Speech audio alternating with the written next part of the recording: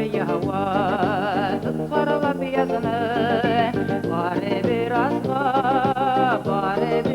var, biz ayrım ayrım gelir üzmeni.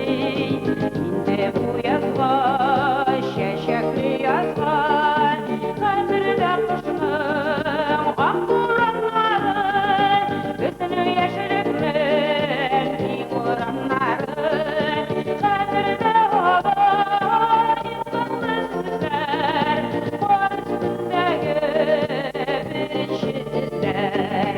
Kadirde hava, insanlı sizler, var üstündeki bir şizler.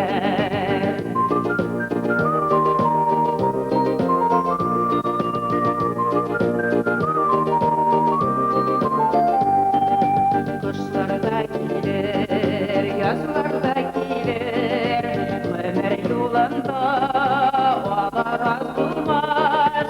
Diksinlen başka şeyler şey bulmaz.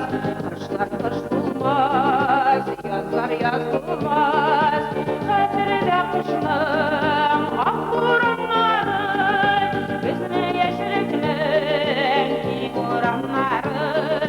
Kadirde hava, insanlı sözler, kol üstündeki bir şizler.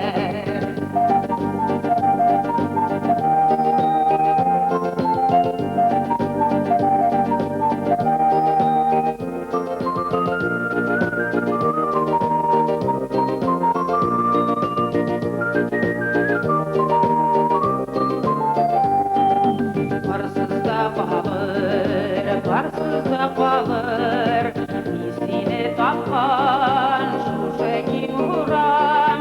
Soğuk kar yağıyor benim günümde, soğuk